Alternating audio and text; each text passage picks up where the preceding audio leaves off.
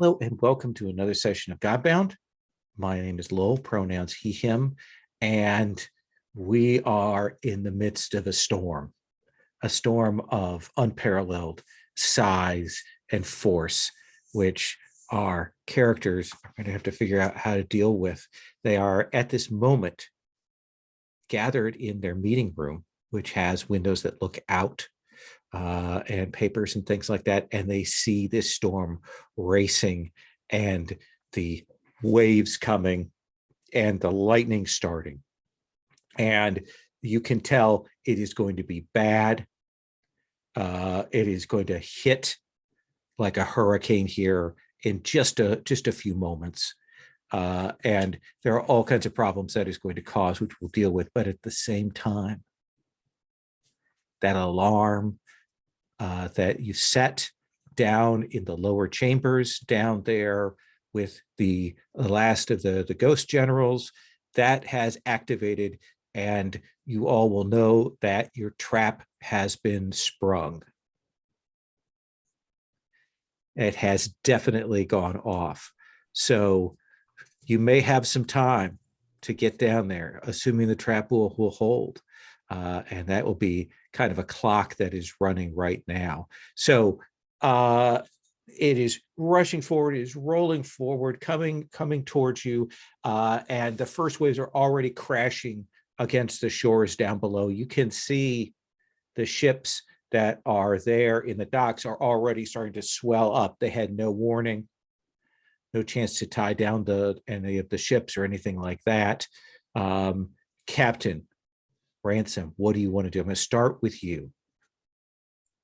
All right. So the hope is we could get down there to the thief before the storm strikes, or is there no way I don't around think that? That's a possibility. The storm is almost upon you. All right.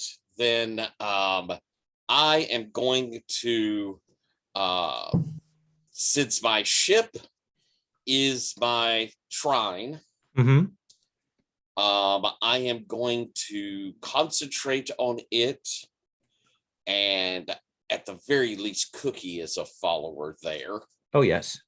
And I am going to do from the sanctified shrine. I am going to, let's see, I could target a gift or miracle on any person within the sacred grounds at the usual cost for effort. Okay. What I'm wanting to do,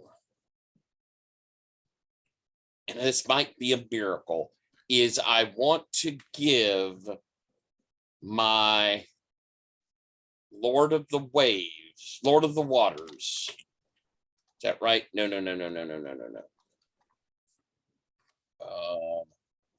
Sorry, hang on.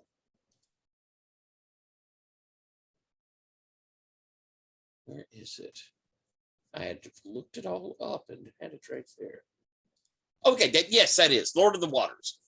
I want to commit effort to give, I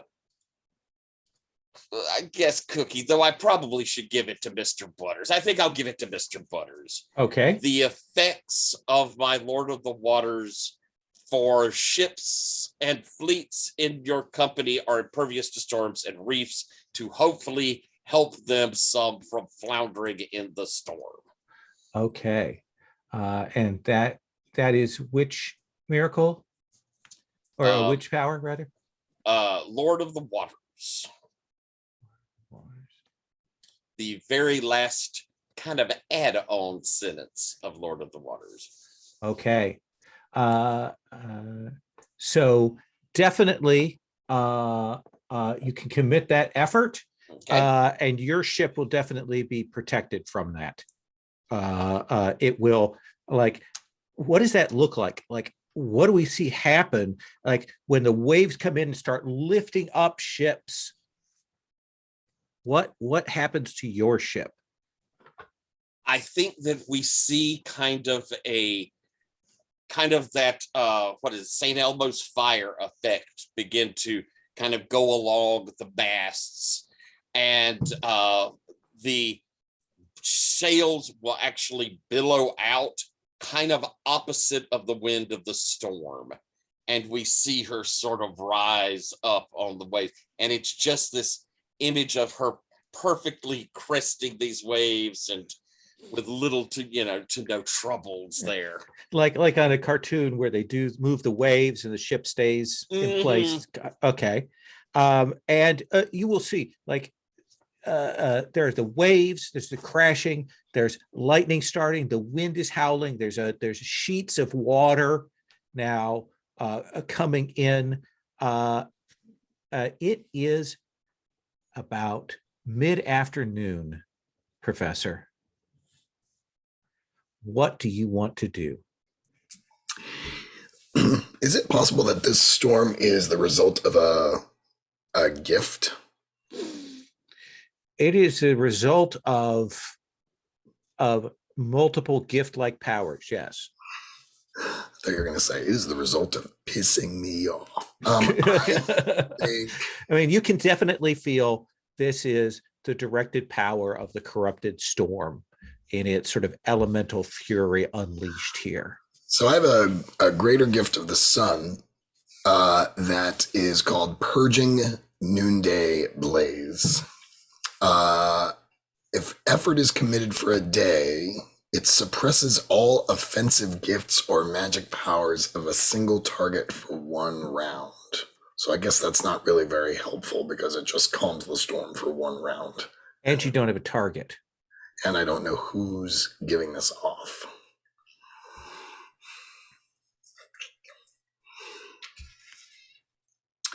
Let's see. Yeah, so that's what I'll do. I will commit effort for the scene. Okay. And get an answer to any question. All right. Using the unveiled truth. And I think I'm going to ask, who caused this storm? And I think we'll see your vision kind of rise up, the insight that kind of comes to it. We see you travel along the storm, and I think we will see a massive metal tower that has been built, Tower of Babel like, in a faraway port, and you will see this enormous giant, taller than the storm giants that you saw, with a bluish skin crackling with electricity, and it is very clear that it is the form of that personage, that corrupted storm, and he is standing there and concentrating and throwing this out. I think you can tell that like this is a big thing. Like he's expending a great deal of power to strike at you. This is not a casual effect. I think even kind of down below, you'll see the various storm giants kind of like clinging on to things for dear life as a certain amount of the storm is being drawn out of them. Oh, so he's using them like batteries. Yes. Does that sound like a fair answer? Yes. I think I'm a little shook and shaken up by this vision. I'm just sort of sitting there a little. Water starts coming in through the windows, starts hitting in here, splashes, books, manuscripts, maps, papers, all of that. And you know, Professor, that's probably happening across the library.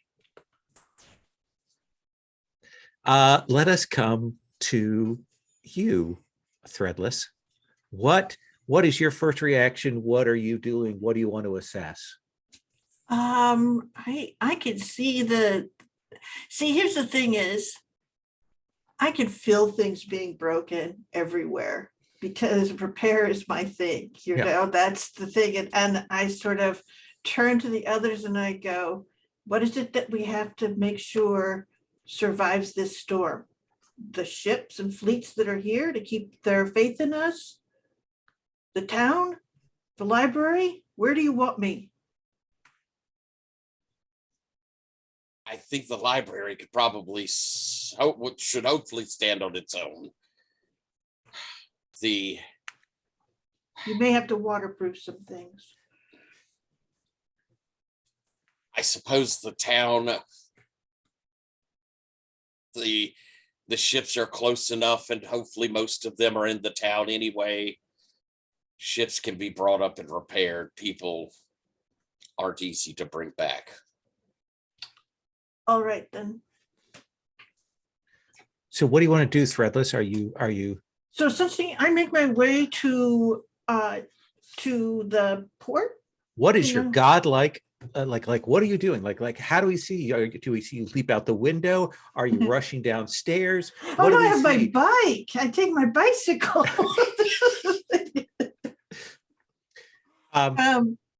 Yeah.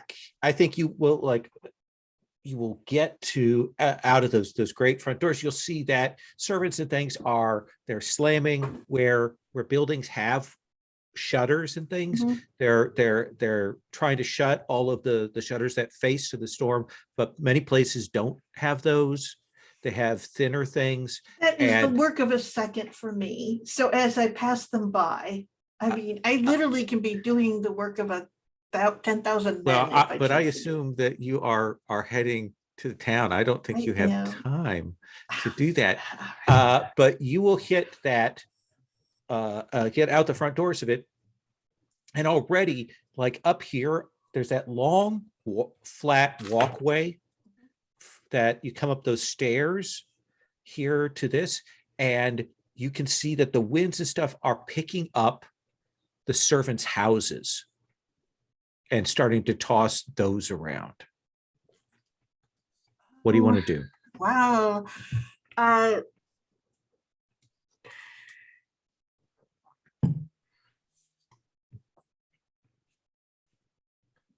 can repair, but that's no good when people are getting tossed around in the thing. I can, you know what? Don't forget, I'll just say this, by the way, to everybody. Mhm. One of the things you can do with miracles is you can use a miracle to solve a discrete problem. As long as you can frame it in terms of your word, that's one of the things you can do with miracles. So just keep that in mind.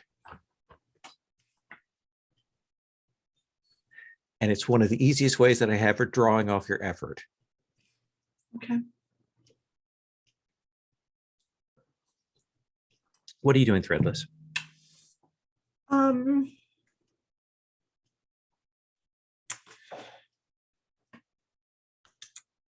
Wow. Well, here's the thing. He saw that. Ooh. See, in theory, I could do a miracle and shoot that giant.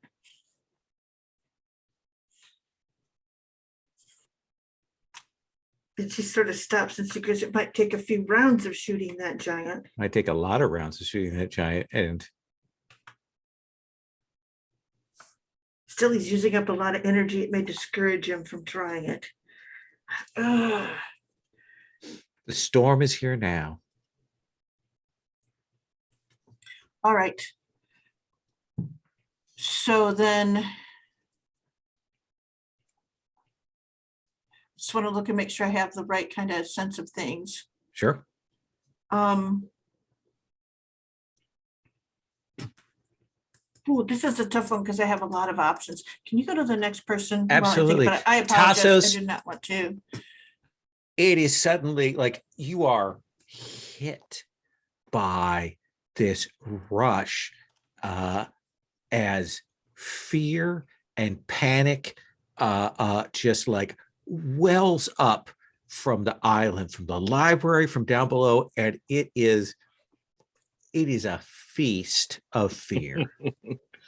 And I think Tassos is like smiling calmly, looking out at the windows at the like quickly approaching storm, because they know that, you know, they haven't seen what or Debbie saw, but they know that this is some sort of giant god-awful supernatural storm, and that is so far outside their purview. And also, like, yes, this is the situation that the lessons of fear have been preparing people for. So this is the time when it's all coming to fruition. This is when their fear will save them. But they can't get wrapped up in that. They can't lose themselves in that because there is something else going on. And Tassos turns from the window, their smile like lengthening and sharpening as their body shifts, and they growl, "Thief!" as they shift into a giant, dangerous cat, but aren't paying that much attention, and also really like the Alabaster Assassins. So it's sort of like a puma-sized house cat. As they go bounding down towards the nearest stairs down into the wherever basement with the tombs and the bad stuff. So you're going to go down there and face it by yourself, is what you're telling me?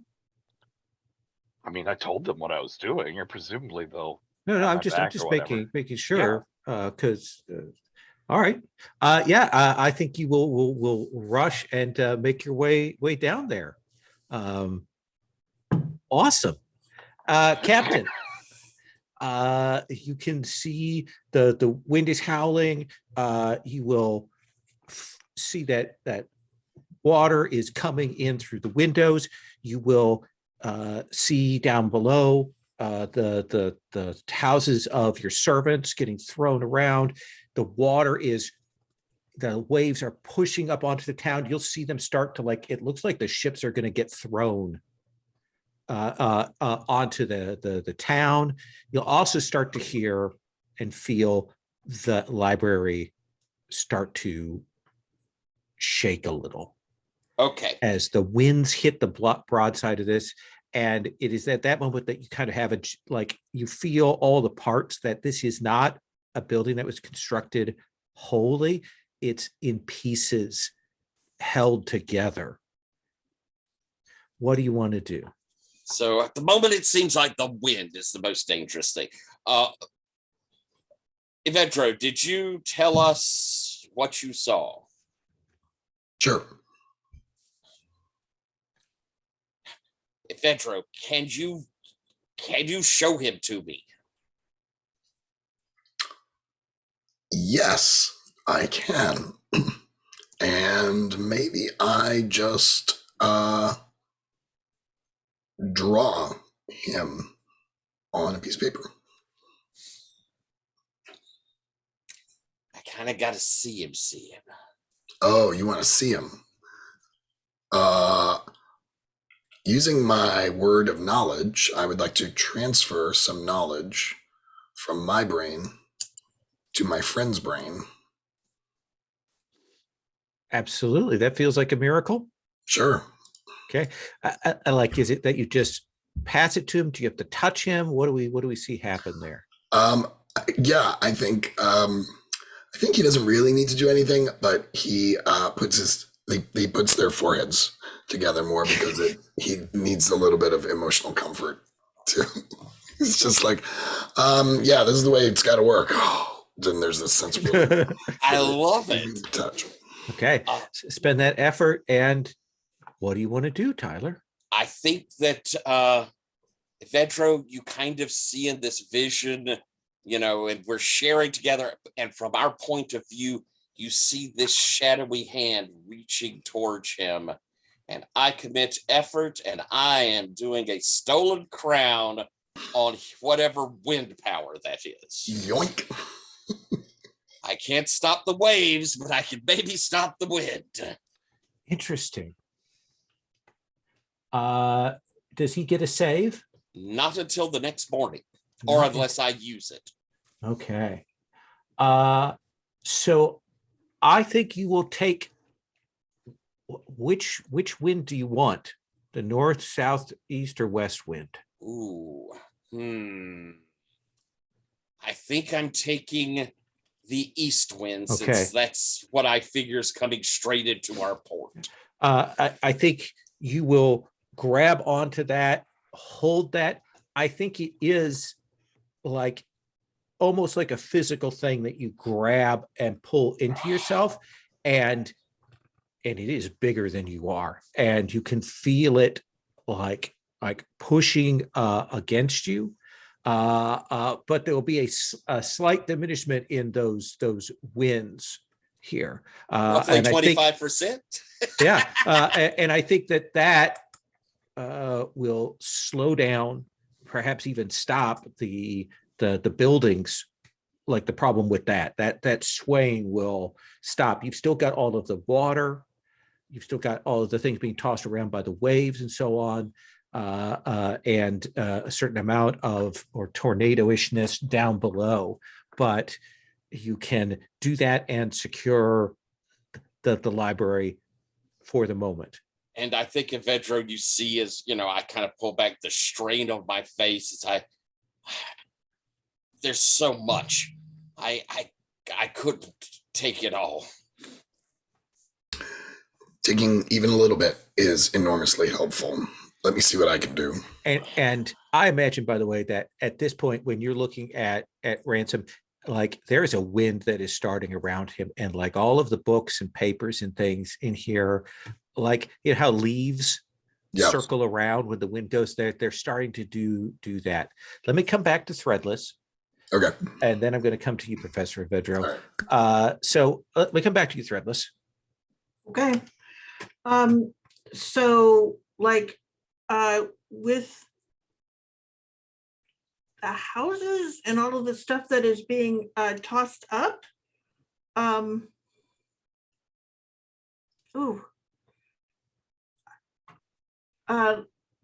there's so many things. Let's see here. I could build baffling for the island, but I don't know if I could get it up and, well, I could try it. Let's see here. So I can definitely create a transmuter. I can create a 10 by 10 by 10 foot cube of material per hero level. So that's a lot of material that I might need. And then I could do the 10,000 men thing. So right now, yeah, you are you're going to transmute to create those materials. Is that what you're doing right now? Yes. And where are you doing that? Are you doing that up here, or are you heading down into town to do that? The bafflers would have to still be like in down in the ground. So I probably have to be, and to baffle for the island itself, then I have to be sort of at a lower point on it. Yeah. And the problem, of course, is that all of that is coming in that bay. Oh, so because remember that the town has the sort of the water runs into it. Okay. So, okay. So I have to like baffle the water then, so I could baffle the the wind, huh? Okay, that's interesting. But I could do it.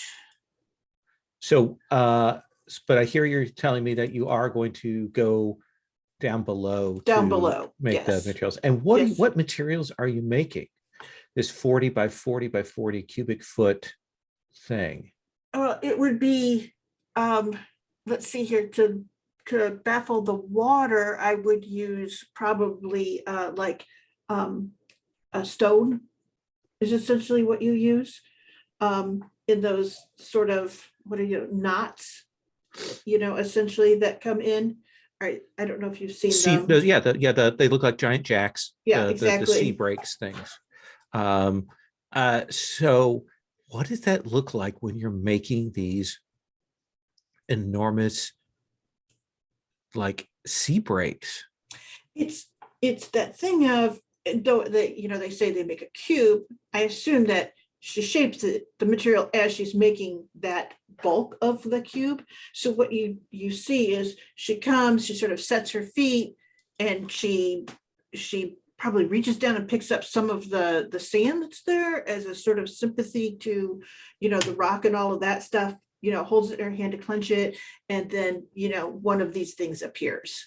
And then she just is like building that set of them along there. Perfect. So you're getting them ready. You have to rush. And I want you to imagine, I actually think I need a dexterity check from you, because these waves are smashing over you. The water is coming in. You're having to dodge the ships Okay. as they're getting pushed in towards the town. Already, the closest buildings to the sort of initial ones and the docks are just shattered. They're splintered, and people That are just sounds like running. there'll be fun time as long as we're not losing a ton of people. That's of course what I'm. There are people concerned. running every which way. There's panic. There's no command. There's no order. They don't know what to do. The water is rushing up. They're getting washed away. Okay. I will. Sorry, I'm fighting the cat to be I able know, to I do see. anything. Okay, so I'm gonna roll a 1d20. And I don't think, Do well, you want to do your luck thing first? I already did. I rolled a Okay. 16, but I'm trying to think. I have pretty good dexterity though, but I don't So know your if it's 6 good. Your dexterity check is a 5. Okay, good. So I So make it. you will keep yourself balanced and righted even as these forces are slamming in. We'll come back to you in a second. I'm going to do Professor Vedro, Tassos, and then come back to you. Okay, Professor Vedro. Yeah, I'm thinking that if Edgar can feel the effect of the flooding on the library with his connection to the word knowledge, as books become damaged and irreplaceable, they or unfixable, he sort of can almost feel the knowledge bleeding out of the library, and this is just too much. I would like to use a miracle of the word sun to burn off the clouds of the storm. Okay. So are you trying to like create a barrier here at the library to keep the clouds and the water from splashing in? Is that what you're doing? I think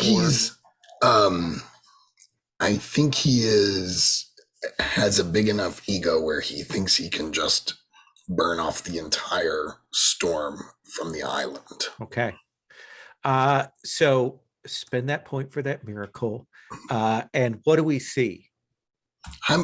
He's sort of a calm comes over him, and he exits the library and he starts walking down to the town, and he just raises his hands up despite kind of everything happening, and he's looking through the clouds trying to find those little peaks of sunlight and just magnifying them, like as if he's trying to pull the clouds apart to have the sun come through. And I think we'll see some of that diminishment, like certainly that is dissipating some of the force of the storm. What is your armor class? Oh, well, I have this awesome thing called, let's see, what's it called? It's called Body of Burning Light. Your brilliance makes you almost impossible to target by creatures who operate by means of vision. While you shine, your natural AC is 3 against creatures with sight. Okay. I sense if that's not, otherwise it's 8. Okay. Yeah. Let's give you the 3 here. That plus that. Is the storm giant looking directly at me from across the world?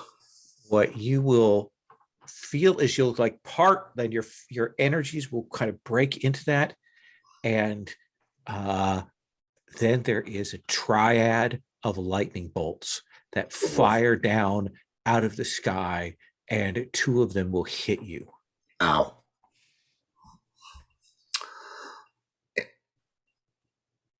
And I'm fine. Well, let's see. Well, yeah, because you only take 5 points on 2d8 worth of damage straight red. Well, that tickled a little. Yeah, but you can tell that when you connect that way, that is like it is picking you up. It's able to tell where you are, and now it has a point to focus on. Hey, could I use a journeying miracle to travel along the lightning to the storm giant? Sure. I mean, I saw Tassos go into that basement by themselves. I'm like, maybe that's what we do. That's what heroes do. Is that well? We'll come back to you on All right. that You should foolishness. run the calculus on that before you. Tassos, you will rush down into those graves, and you will see a figure standing there, clearly kind of held by some of the chains. He looks very calm. He's this 6'5", dark-haired, pale-skinned figure. There's a picture of him in the keeper.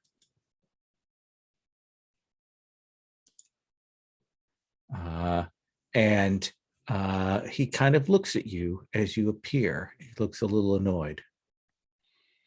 And Tassos will give a terrifying roar, which actually just comes out as sort of a bass meow because he didn't actually turn into the roaring type of cat.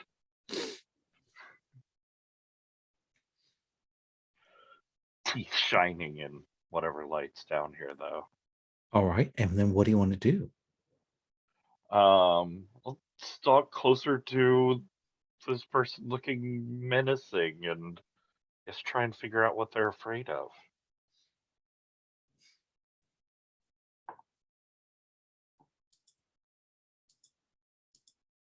What are they afraid of? They are afraid of failure.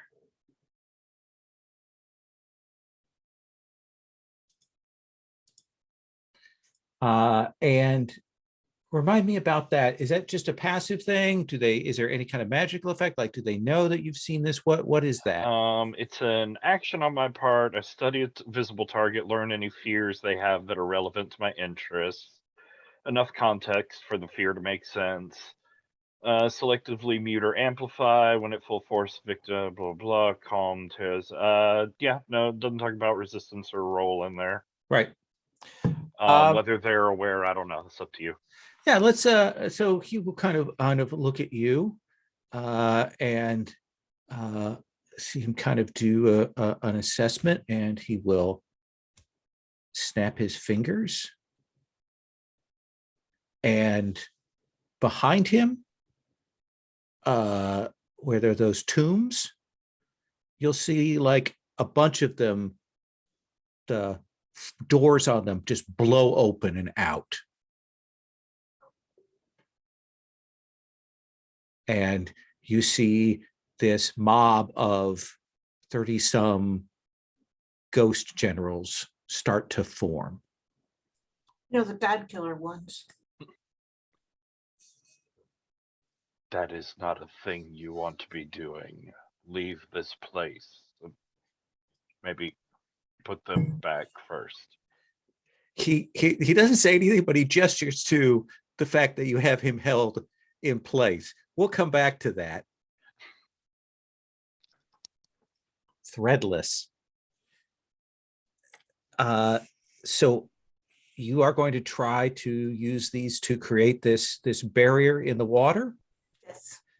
And this is using your working power, right? Yes. So tell me what that looks like.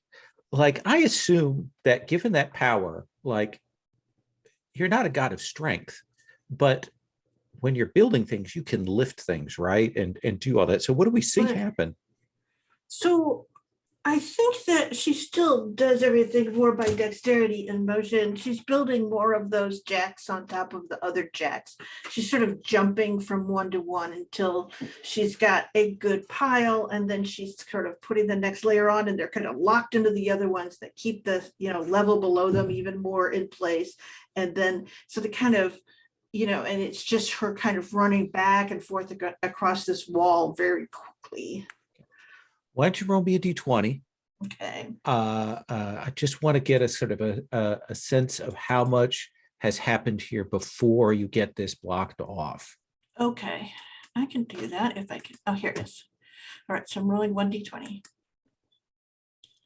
I roll a 14. Are you more interested in saving the town the people in the town, the ships, or the alligators? Who? I would have to go people in the town and then the alligators. Okay. Merely because I can fix all the other things. But lives are a little bit harder. Then I think that creates that barrier and kind of cuts down on the water. You will see a number of the buildings in the town collapsed, have been just washed out by this. But the people are able to like finally catch their breath and pull people out of the water, and the alligators are rolling forward and pushing people back up onto the shore. And maybe you see a foreigner fall in, and maybe I maybe didn't an see alligator it. takes a chomp. Nothing they can do. They're still alligators. Exactly. But It was a then- tiny tax, a small tax. And then there's a shadow that passes over you as one of the ships just flies over and shatters against the jungle there, and you hear the cracking and giving of hulls, and sailors are leaping off some of these ships. They're leaping, a number of them, over to Captain Ransom's ship because it's steady. They're trying to help people there, and they're but the ships are just absolutely devastated here. I'm sorry, I had to. I will build them new ones. Captain Ransom, let us return to you. You see Evedro goes out and like dims some of the storm, like your winds. He breaks some of the clouds and dims some of the storm. It's still here, it's still present, but it's not the category 5 hurricane that you first had here. That's been dimmed, but you'll see the lightning fork out and strike down at Professor Evedro. And my friend has gone down to the tubes to face a potential threat alone. I'd love to get some of that handled help, but we got to handle the town first. I'm not good against the sky. But you are a But- master of water. I am a master of water. Then yeah, I from my vantage point up here, does it look like the ships are a lost cause at this point? Yeah, except for yours, those ships that were there are a lost cause. Okay. But you can see that Threadless has managed to keep most of the town intact and save the people down there. So the threats right now you've got on the table are the villagers, the servants that are down there, their houses. You've got the storm still bursting in places here, and there's also lightning strikes hitting now, both Evedro and the library. Okay. I hate to go generic enough just to use a miracle to solve a problem, but You should never feel bad about that. That's why you have these words. They give you a Yeah. category of abilities. then yeah, just by like I say, I have the C, but not the water per se.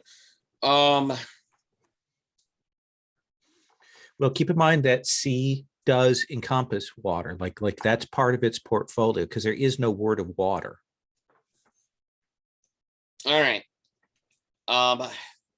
Then I think that's what I'm going to have to use to try and I basically would love to try to like hold the rain up above our town, and in so doing, it kind of will be there to disrupt some of this lightning coming through. I still think the wind is the big danger, but I've done as much as I can do. So with this miracle, is the problem you're trying to solve the lightning, or is the problem you're trying to solve the water and it The coming in? flooding. Which one do you want to solve? Well, Sherry, you've solved the flooding, haven't you? Not up here in the Oh. library and the people down below. Oh, okay. Then yeah, it's gonna have to be the water, I guess. That's Okay. probably, yeah. So what does that look like? Like describe to me what we see. We've had wonderful water CG effects in movies these days. I want you to give me the full, like, what does that look like? I think I go to the window of the tower here and I kind of step out, and as I do, enormous wings grow as I become a wandering albatross, which is the largest seabird. So I have this like 12, 13 foot wingspan as I go up and begin, as I make motion with my wings, collecting this water into whirls that begin to form up, moving, stopping this range where it's almost like this dome of the water itself rising above. Other water that comes in is hitting into this, getting sucked into this. We got that swirl that is going on there as you kind of pull that together, and you should kind of gather it. You can direct some of it off back, into cisterns or other reservoirs, but you're kind of gathering and controlling that flow. Professor Evedro. So I heard something about riding the lightning. I would like to ride the lightning. I would like to journey along the lightning, the trail of lightning, to its master. Okay. Just to talk.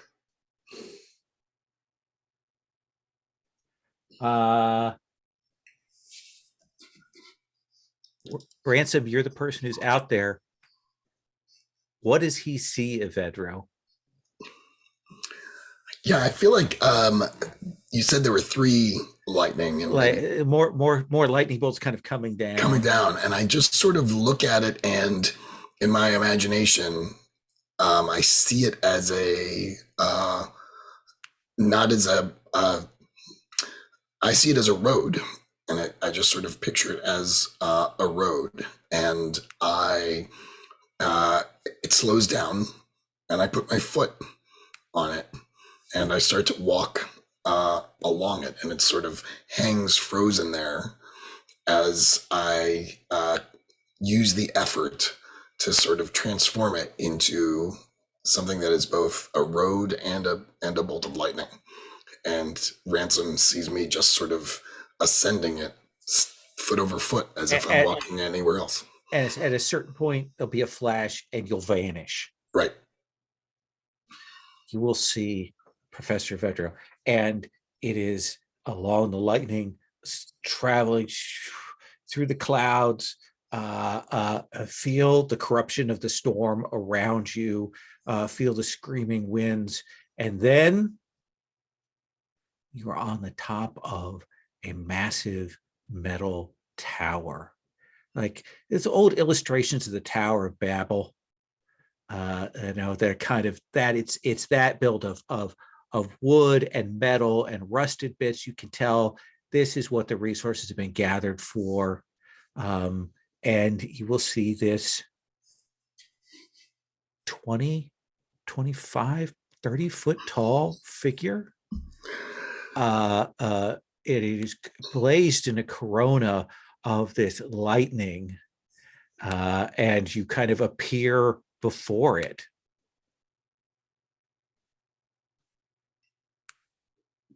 Awesome. What do you say? Good day. I am Professor Evedro, and I would like to speak to whomever is in charge. That was a little electricity pun for you.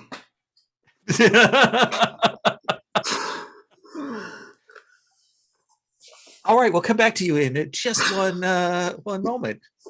Feel like a good time for a commercial break. Yeah. Actually, yeah, let's take our break here and we'll come back with Tassos. Shall we? Does that sound okay? Let's take our first break.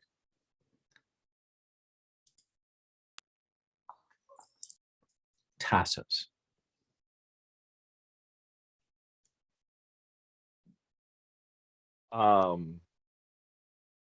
So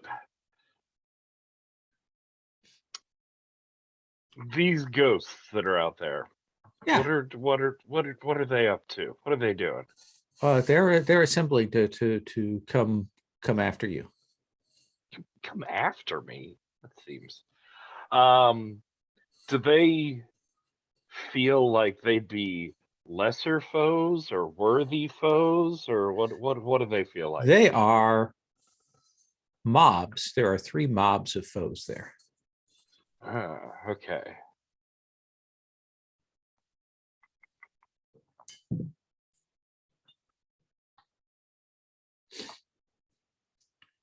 Probably a couple You don't know until of you... leader ghosts, and then this guy. Don't know until we try. Sure. They're still people, and They are undead. if there's one thing I know about people, no matter their state of deathness, they sleep at some point. So I'm going to try and put them to sleep. Restful spirits, laying to rest, that whole thing. It's all very, you study the linguistics, it all holds up. It all holds up.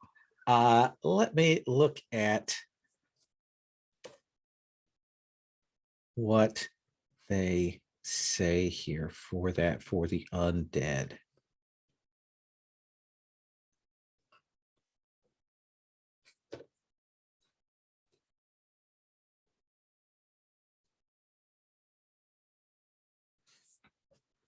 So yeah, what do you want to target? Which of the mobs? There are 3 mobs. There are 3 leaders, and there's this guy. So you have 7 targets. I can choose a point and hit all foes within 50 feet of that point. So probably can get a couple of mobs. I like that. Okay. And it's spirit save or fall asleep. Spirit save. Spirit save, fall asleep. Okay.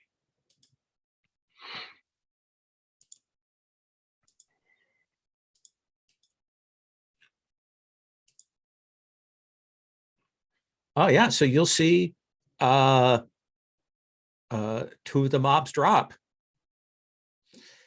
And the other mob and the 3 foes will rush you. Rude. And I think there's that moment with the giant black Tassos cat with like their tail just flicking very sharply back and forth as they side eye down to the guy in chains and say, I really wish you hadn't done that. See what I'm having to deal with now? And they will, let's see, we'll spend our mob effect essentially as they rush you in coordination, and they will take auto hits on you. So I will roll this.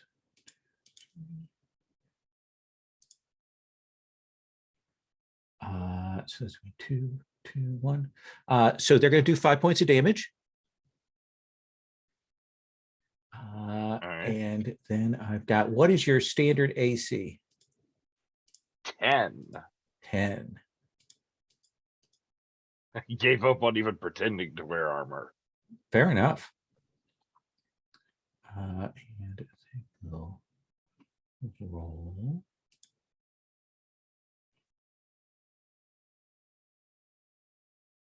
Wow, that was a terrible roll. So all the generals miss. I mean, I'm so fluffy. They just keep whiffing through fur.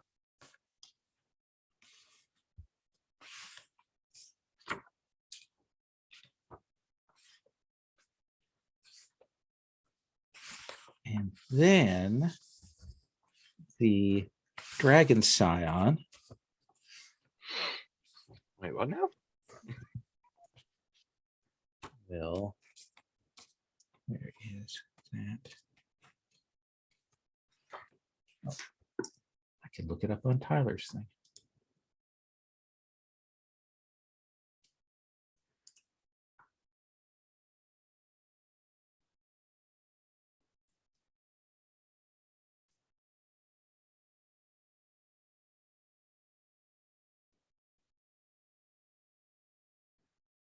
Let's see. 1, 2, 3, 4, 6, 7, 8, 10.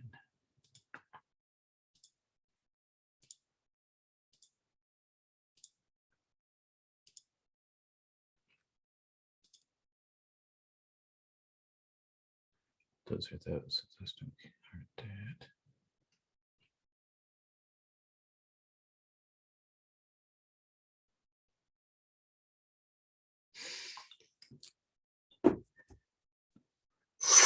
He takes your claws from you.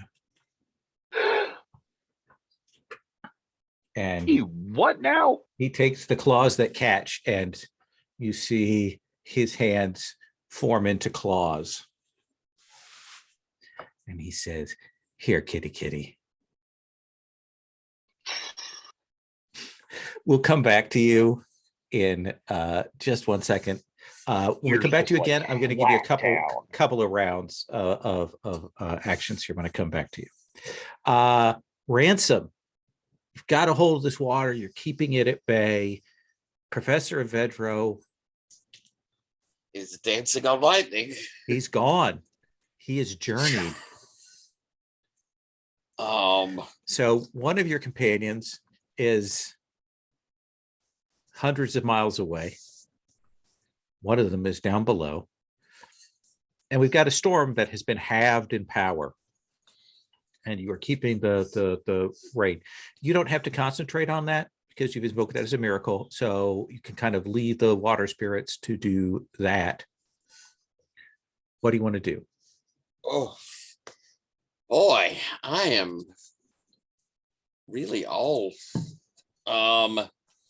And Sherry's done some things to help down below as well. Yeah, she's Redless finishing has. up getting the barriers up.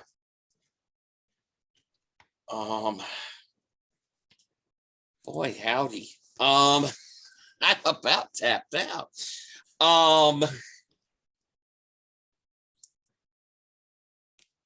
I suppose I could. I mean, it's going to come down to just doing another miracle to try and do anything else. But I suppose I can try to do that. What is it that you want to deal with? Do you want to try and like suppress the winds completely? Stop the lightning from falling? Those seem to be like the two big ones right now. The water is contained. That element of the storm has been held. I think I'm going to keep fighting. Threadless seems like a person who can handle lightning. There are lots of gadgets. I have faith in her. I'm going for stopping the wind. How do you think you want to do that? I'm going to kind of call out in my, I'm sure, just lovely albatross call. Yes. And looking towards where the great gull is, as I am calling to all of the birds in the area, and as they come up, we will begin all flapping our wings in unison as I try to amplify that as a wind dampener. Spend that point of effort. And what is the tipping point? Like, what is it that changes us from just being birds flapping to something greater? I think that, we see them, there's all of this mass of them as they're flapping.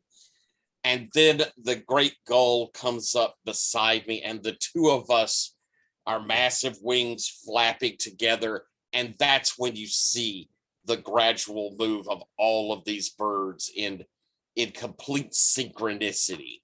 and you can kind of almost feel within, there's the bubble of the water and the people down below. You can just hear this whoosh of tens of thousands of wings flapping, and the push of it, and then the whip of it coming back. And I think it's, almost like a heartbeat that is beating inside of here. And I think you've got a hold of this wind. So I think there's probably some like conjunction, some channeling of that too. Yeah. And we'll see the storm winds they are breaking, is now like a breakwater. They are going around the island. They are washing away here.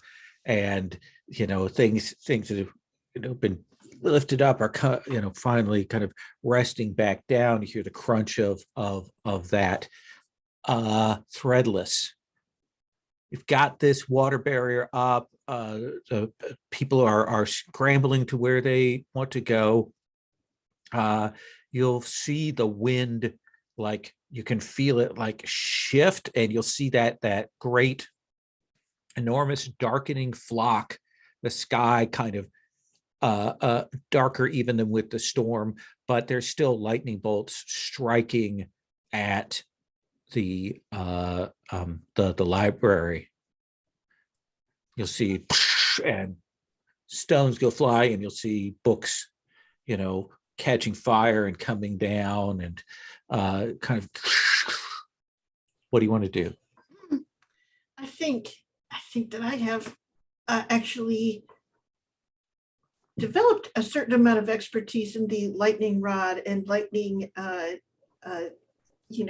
prevention or damage prevention. So Okay. yes, this is pretty simple for me.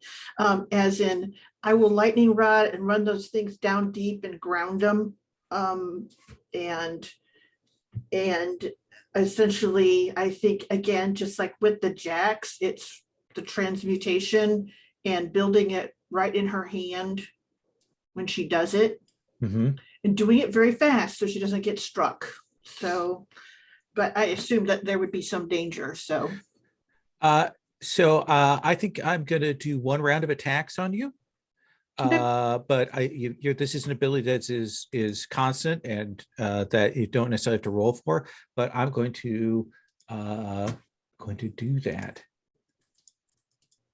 What is your AC? it is 3 due to my dexterity, Okay. I think. Let me check. I mean, I have like a crazy one if it's against wood weapons, but that's like I'm invulnerable, but I think it's 3. You should become a vampire then. Yeah.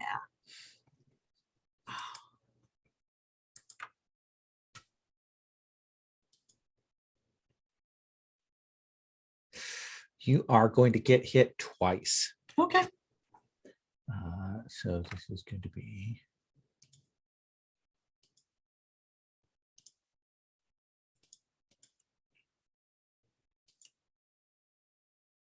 You are going to take 8 points of damage Okay. as you're getting that up. Where do you think you're planting this lightning rod? Well, it's multiples, I would say. But of course, the first one is at the highest place, and then essentially wherever there are other peaks. So we see you, making your way up to the library to get to the higher towers, probably, lifted on the wind by Ransom, since he has control of that, or even the water can carry you up, and planting those poles on the top library. The lightning will strike around you, and you're holding that in place. Professor Vedra.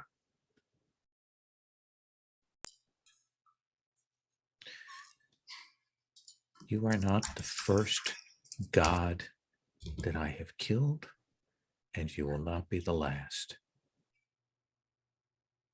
I just want to talk. Why would I talk with you? Steps forward. When you struck at me first. This takes another step forward. my servants, my navy. Well- You brought this to your door.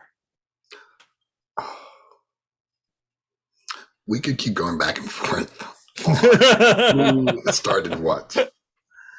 But to be fair, you were raiding the coast. You were whipping up trouble. You were creating anxiety among the mortal peoples. And it is our job to see after their well-being. No, it's not. Are you telling me what my job is? Yes. Shall I tell you what your job actually is? Sure. And he reaches out his hands and he says, to die. And he is going to, I'll let you have your action, but then he is going to let loose with the full force of his power that he has mustered here at you. I have something called purity of brilliant law. Defensively dispel a hostile magical effect on yourself or offensively dispel another gift for a round as if with a miracle. This gift functions more swiftly than a conventional miracle of dispelling, and the effort need not be committed for so long. So what does that look like when he takes back the storm, channels it through him, and throws this at you? What does it look like when you deflect it? I mean, this is a gift of the sun. So it is literally my entire body glowing so brightly, shining so brightly that things just bounce off. Perfect. Spend your effort. And note to friends, I'm running out of effort. Yes. And he says, how long can you keep that up? Surely you and I have better things to do than throw weather events at each other. We are two powerful beings, each with small corners of the world that are of interest to us. All I want to do is talk and find out at least a little bit as to whether I can help you and you can help me. Well, you can keep talking as I'm killing you. We'll see how much you get out. God, why do you have to be such an asshole? All right. I will smite him Okay. with sun. And let's have you make that attack roll. Yeah, I'm going to regret this. AC is 3. I tried to talk, tried to be nice, tried to not miss, and I missed. I rolled an 8. Would a 16 help you? I would assume so. Take a 16. Hang on. My base attack bonus is 5. Plus 3 for his armor class is 8. So you 8. just need a 13 or better. Yeah, so I rolled an 8. So yeah, threadless year 16 would be lovely. In the distance, I feel a disturbance. I'm like, oh no, Vedro, I just made you a new jacket. What are you doing? Should have taken this off. And smite is Each victim takes 1d8 die of damage for every 2 levels you have rounded up. So Okay. I'm calculating 3d8. okay. Roll me 3d8 for each one. Don't forget to add in your damage bonus. Each die I roll. Yeah, because we still read it against the chart. Oh, I see. Yeah. Yikes. Oh my gosh. I rolled a 6, 7, and 8. 6, 7, and 8. What is your damage bonus? The I don't know where to find that. It's Is a it? 5. I guess it's 5. Yeah. So that's It's Oh, basically that's it's attack your bonus, dexterity sorry. bonus. Yeah, it's your dexterity bonus. Sorry. oh, that's a 1. Okay. So that's a 7, 8, and 9. 7, 8, 9. So you will hit him for 6 points of damage. Kind of crackles against him. And he says, "Good, good." And he raises his hands. I thought that was good. Let's try it again. We'll come back to you in just one moment. Tassos. Hello. So we've got a mob, some lesser foes. Oh, can you roll me your fray die? Sure. Have a roller somewhere. You. It's you. Come on. Do tabs.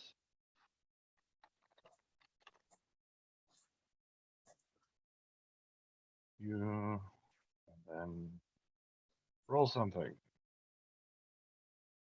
5. 5.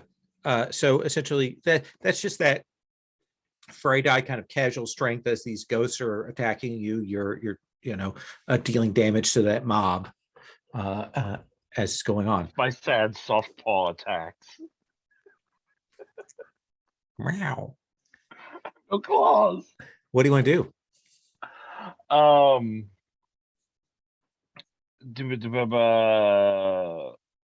So that was their go, sort of thing. No, I was actually kind of just resolving the fact that that you got the fray die on your action, just kind of casually.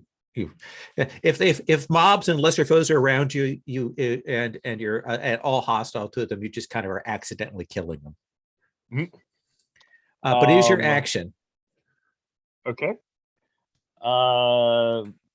Then I want to. I think Tassos changes shape to the most like virulently poison jungle frog sort of shape, but also weirdly large. And with a defiant battle ribbit, um, I would like to leap forward and slap him with all this poison skin. So much poison skin. All right. And what Maybe is that lick attack? him a little bit. What is that attack like? Well, I don't have my powers, so it's whatever like normal attack dice would be. So this is like unarmed? I guess so. Okay. And I'm using Knack of the Borrowed Shape to take on the whatever the poison skin of this shape that I'm in would be. Okay. Well, let's read that as a higher attack. Let's read that as a D8 rather than a D2. Okay. Does that sound fair? Sure. So go ahead and make your attack roll. You guys.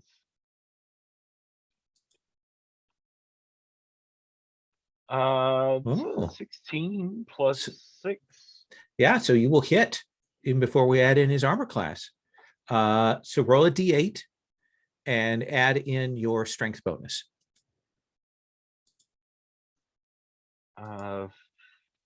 3 plus 1 is 4. 4. So you will hit him and do a point of damage. I did it. Slapped him right in the face.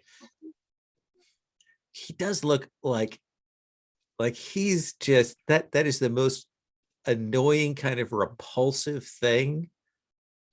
It's like drippy a little bit. I managed to get a good lick in there with my giant frog tongue. Absolutely. And he will attack you. Yeah, I'm gonna miracle unbreakable for the round. What does that do? It eats up 2 of my effort. Uh, until the start of your next turn, you have an invincible defense against any physical, tangible, or spell effect. Mental and spiritual harms or damage are not deflected. Well, that's I turn into Iron Frog. Iron Frog. Well, that's probably a good thing, because he would have hit you 3 times. He does, like, he catches you and bounces you around, but you don't take any damage. And he's like,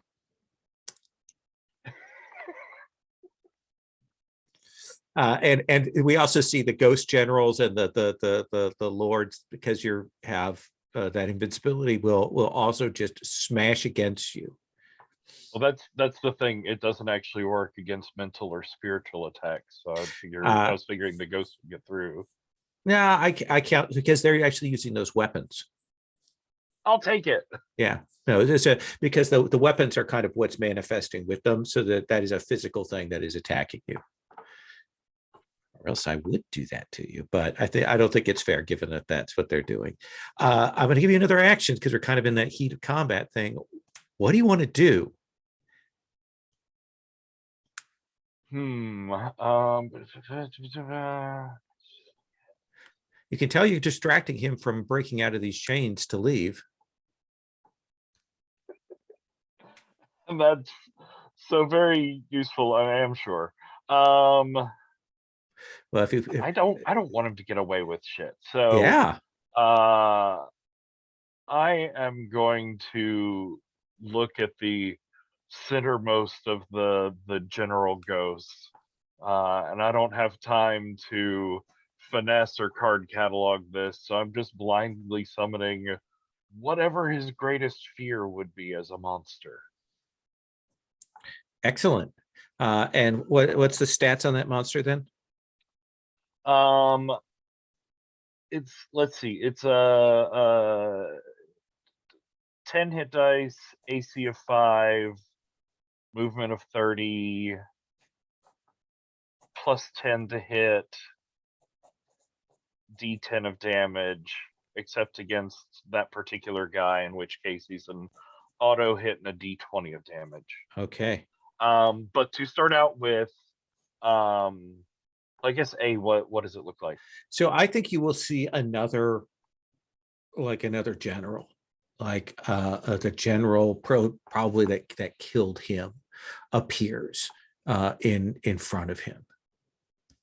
And he begins like he just puffs up in that sort of like threatening drill sergeant sort of voice way, as he begins yelling that he belongs back in his tomb, back down in your graves, you shouldn't be here, run back into your little tombs before I shred what little existence you have left.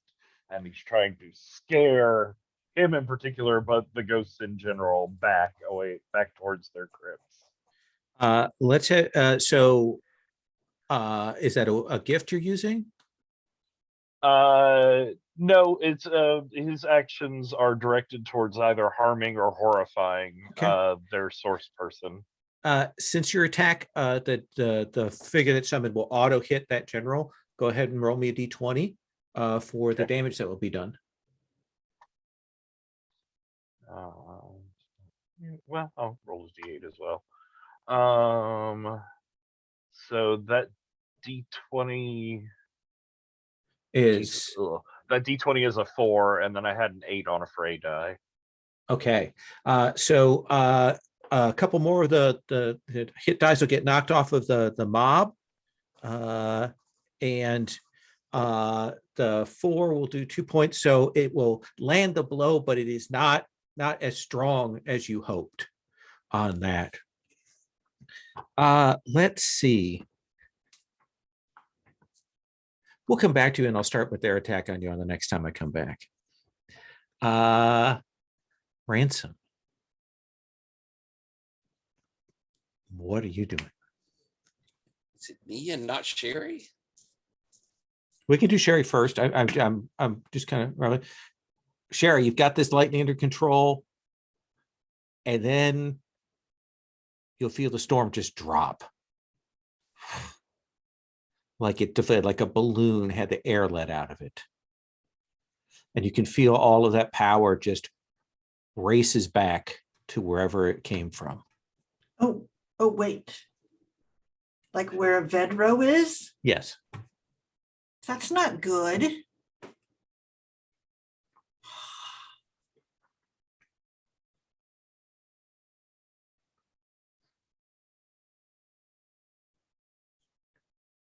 Tassos is also downstairs. Okay, so I have a spun fortune. I know that this is bad.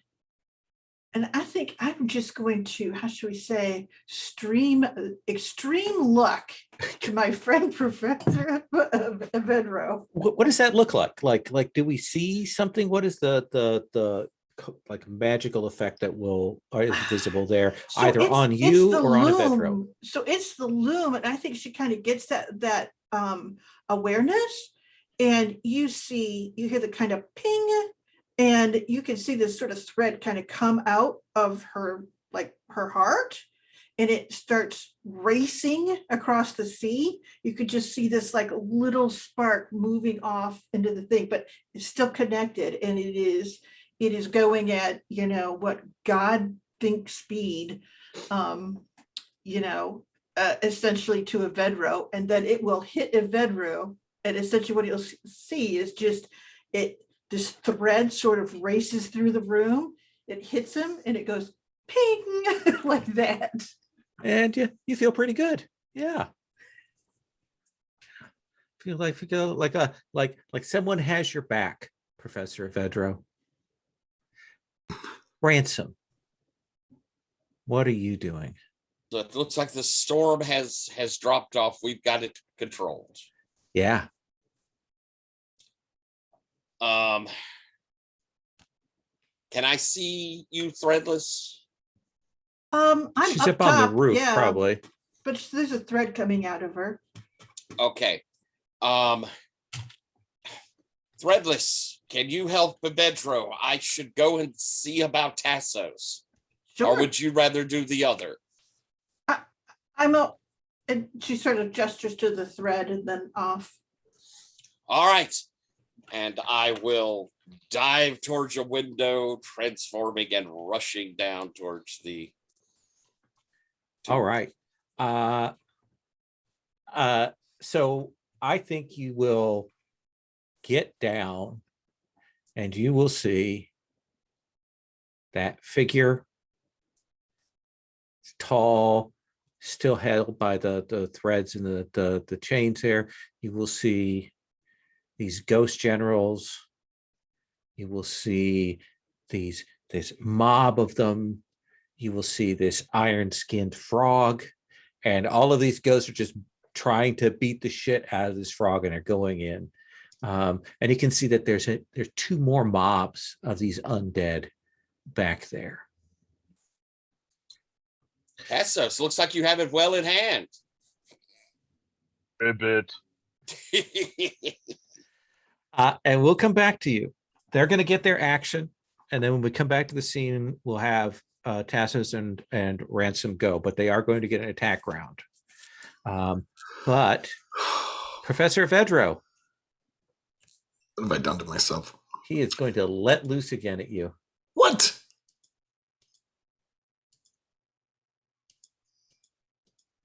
What is your AC? It's 3. It is 3. So he will roll that.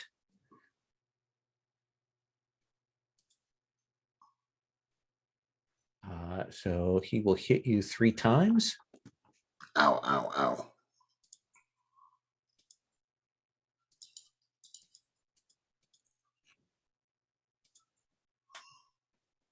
He'll take 13 points of damage. I think I should go home. And that is it. Like channels the storm, hits against you. You kind of stagger back, I think, at that point a little bit, right? Definitely.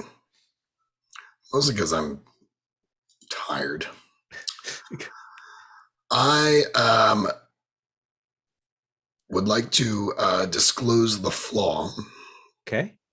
I'm going to commit effort for the scene, and I know its current weakness and most vulnerable elements at this time. He needs bodies to manifest. He cannot manifest otherwise. And he burns through them. Part of the reasons he clearly went for the giants is because they do have a natural affinity and stamina, but like that's a limitation that he has. You suspect it's a limitation that probably extends a little bit to the other corrupted elementals as well. And if it's okay with you, I will use a journeying miracle to make my way back along a certain convenient. And what does that Right. look like as he's trying to like just the storm is channeling through him. He's trying to push you back to the edge of this tower. Yeah, I think as I kind of get to the edge, I'm picturing him sort of falling off the edge, but grabbing onto the thread and using the miracle to essentially just kind of like pull him along Okay. the thread. You're going to rappel along the thread of luck back home. Yeah. Emphasis on luck. Yes.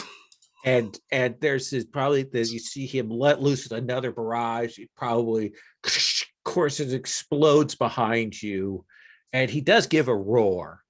Sure. Like you have gotten away from him. And he gives that roar of frustration because you were clearly going to die at his hands. All of those things. I am the God of knowledge, and I am telling you all of those things are true. You will go racing back, and there'll be that moment, Threadless, when you're there, and then you feel it kind of get a little tight, and then eventually, like lands beside you. No, and that's the thing is actually I probably catch him in my arms because essentially it's like the thread is running heart to heart, right? So we stand there and go, oh, welcome back. And I just say, can I have a hug? Yes. You hug this. His clothes are burnt. He is smoldering.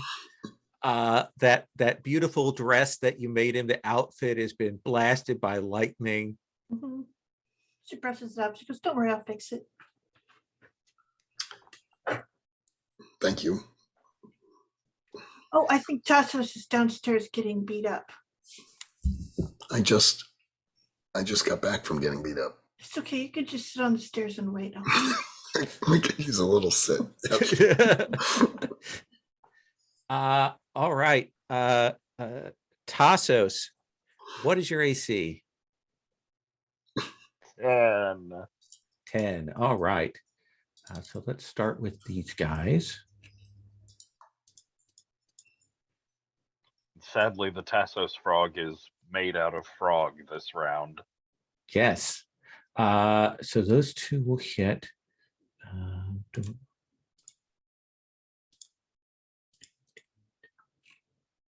Roll. So you will take 3 points of damage from the mob. Ow. And then the ghost generals. 2 of those. 1 will do that. And like that.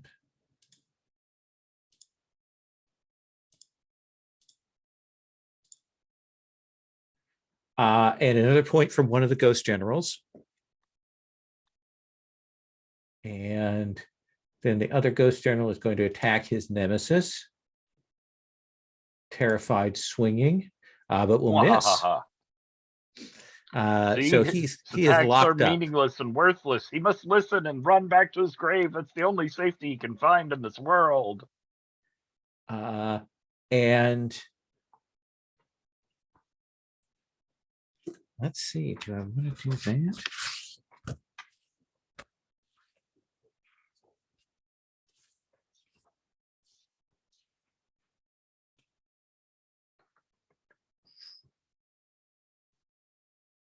Yeah.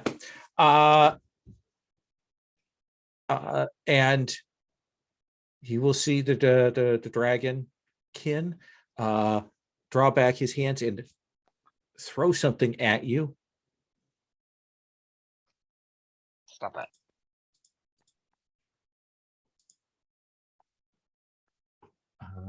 And you will feel nothing hits you, but you feel a section of yourself torn out.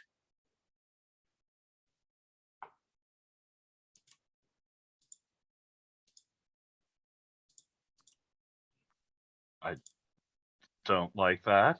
You will take 10 plus 8, 18 points of damage. You'll take 18 points of damage. What?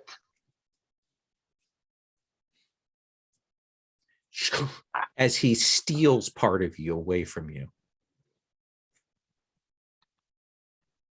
Ow.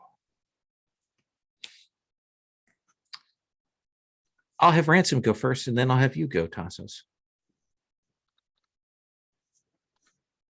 I meant to have him spend an action waking up those ghosts. I'll have to do that next time.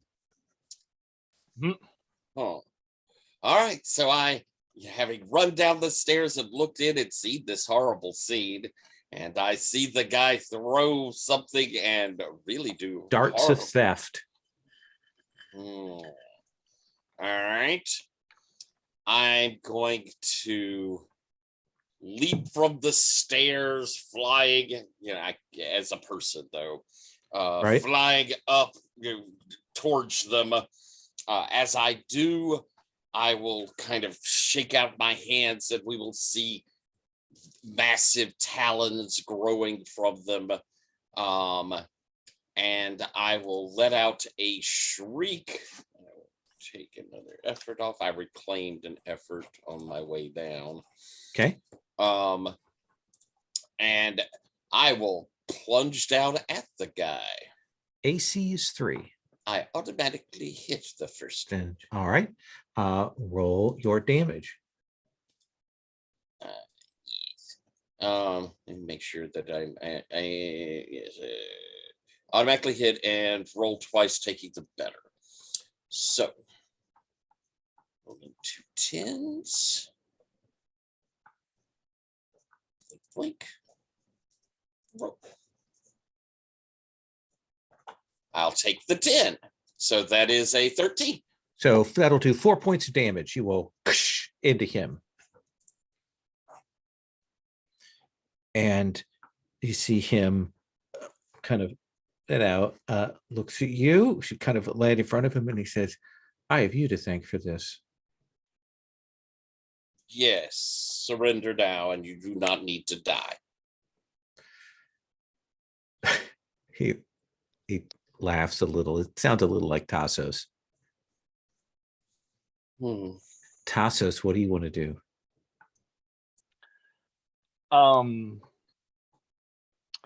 So these ghosty guys, what do we know about their weapons they're carrying, their connection to them, all that? That is their manifestation. That is their anchor. Cool. The skin of the Tassos frog begins rippling and shifting as extra limbs pop out and takes on a sort of insectoid look. As I'm going to turn into a rust monster and turn and spray rusty whatever at these things' weapons. Okay, we'll do that as an attack roll. So let's an effort to copy the rust monstery rustiness. Yeah, and I tell you what, I'll give you a D10 for the effect because you had your claws stolen. It's attack roll. Go ahead and make your attack roll.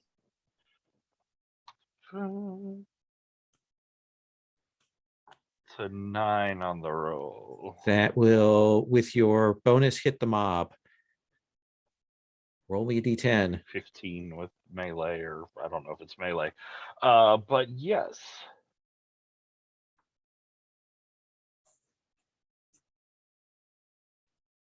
It's 6 on the d10. And what's your dex bonus?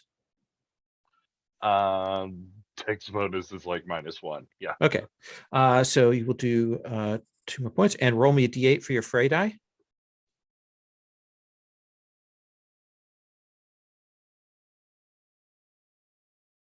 5. 5. So that would do another point there.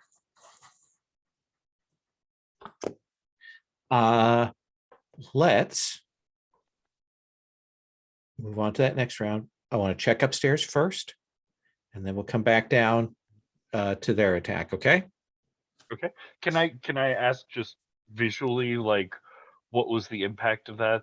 Do any Oh of the yeah, I swords think that we will see disintegrate, or- like clearly it isn't that they are rusting, but the that clearly does disturb the spirits of this that are kind of bound with the sword, and that does start to dissipate some of them. Nice. Kind of splatters across there, and part of it is that they're so densely packed in here. You can see through these armored generals and these none of them have swords because those were all taken, but they have like halberds and other weird weapons like a giant hammer and that kind of thing. Gotcha. So they're kind of around, and they're still kind of packed in around you. They haven't moved over to Ransom. Ransom's engaged with the Draconic, and then there's of course the other general who's fighting your foe. In fact, actually, you should roll the Wrestling attack. his demons. Actually, make the attack. Yeah. You just roll a d20 for damage is what you do. A 3. Better to get it on this than on something else, right? Yes, that's Okay. true. All right. So they are knocking back and forth. Let's come back up to the roof in mid-hug.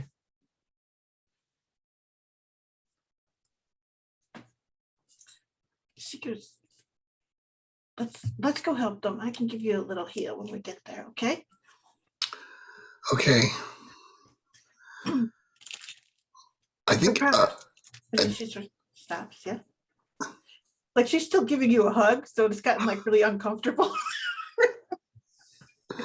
you just can't let go. I've seen so much. I think I start babbling a little bit to Threadless about what I learned and what happened over there.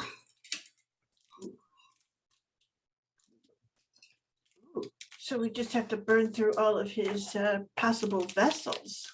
I have this idea that maybe if we sent him an infected vessel. Yeah, or something that we had. Yep. Interesting. Okay. Does it have to be a body, or could he like use a? Yeah, it has to be a living body then, right? That's the limit. Can't be like a suit of armor. He'd already be doing that. Interesting. Okay. And after you have this conversation? Yeah. Oh, I'm leading him down the stairs. So we will assume you will get down there. You will see in this great big, massive a crypt hall, kind of rounded at the top with all of these tombs in it. A bunch of them are blown open. There is a force of ghosts spread out across the floor that are waking up. There's a force of ghosts surrounding a rust monster. Tassos? And a pair of ghost generals fighting each other, and then this draconic figure. Oh, so draconic figure, does he feel undead? Well, I'm going to do their actions and then you can ask that question. Okay. Let's start with this. The draconic will spend an action roaring, and he will give that roar, and he will raise the dead and awaken the slumbering mobs. that will rise to their feet. And he will take 2 swings at you, Ransom. What is your armor class? 3. 3. Uh. That's pretty good. Not gonna be good enough. Wow. Never is. Yeah, not with an 18 and a 17 on the attack roll.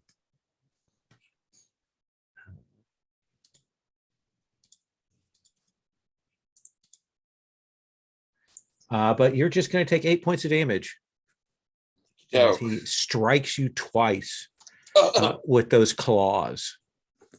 Mm. Ghost Mob will go ahead and burn their other effort to auto hit you.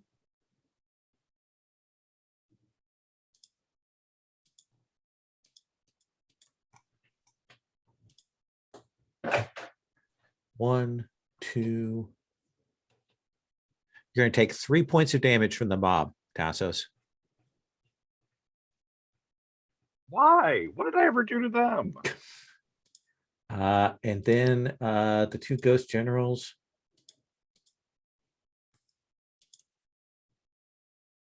will hit.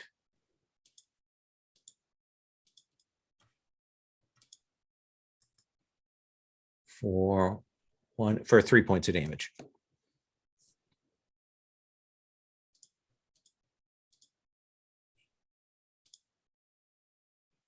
And the ghost general who's fighting your ghost general is unable to land a blow. So we're going to come back to order. Essentially, there's this massive scrum melee going on here with magical powers as you enter in. Let's go with Ransom, and then Tassos, and then Threadless, and then Evedro. I would say that Ransom and Tassos are sort of most deeply in to the room, into this cavern. Ransom is right up by this figure. Tassos is a little bit back just because of the sheer numbers of foes, and the other foes are rising up behind. Ransom, what do you want to do? Think I have to just keep slashing at him. Okay. I mean, I'm in the thick of it now. Are you using powers or just a straight attack? I'm doing just a straight attack with my claws. All right. All right. Rolling. We are on escalation die 2 at this point, by the way. So you get a +2 to your to hit rolls. I'll try to keep better track on that. +8, almost at +10.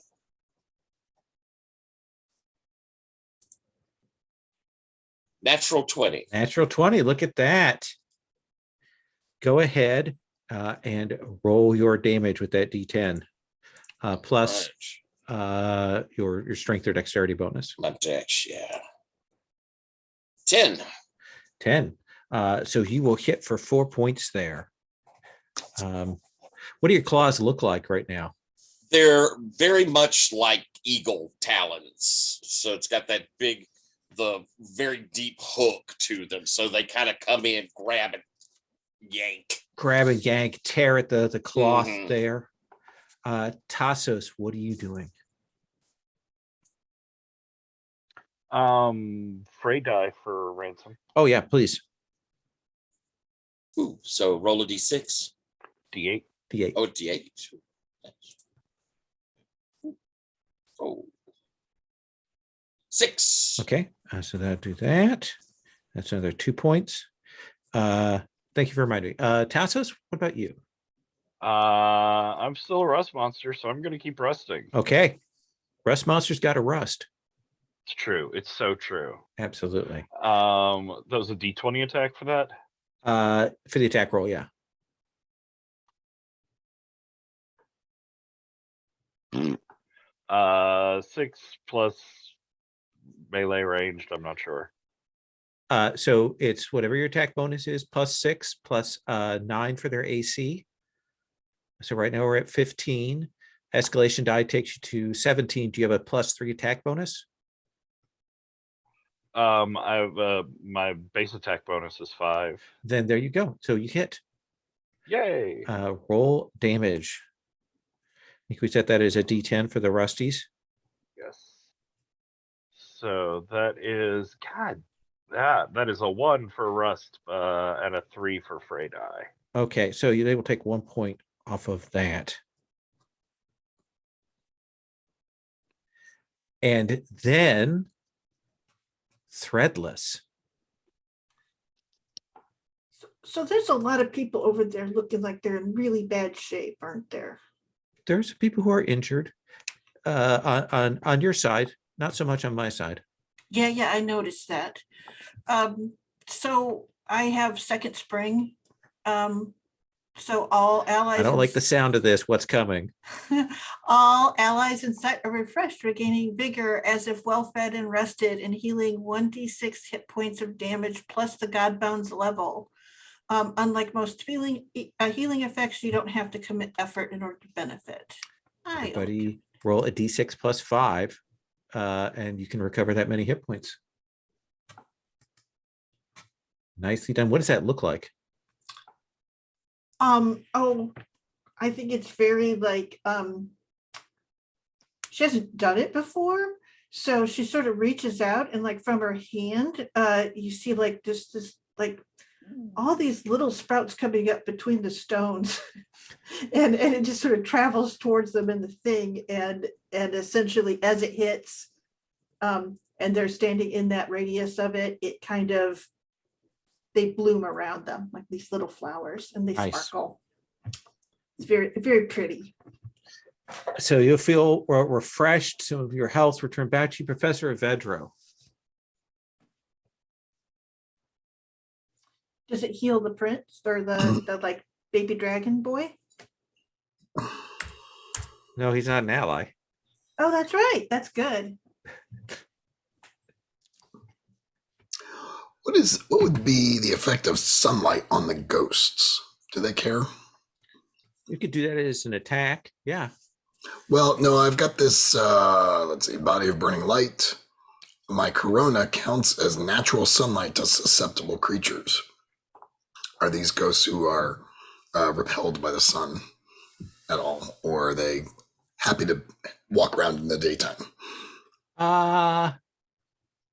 I don't think it would repel them fully. I think they would be affected by it more significantly. I give you a damage bonus to that, but they're a little bit like more dangerous than say a ghoul or a zombie or a skeleton or something like that.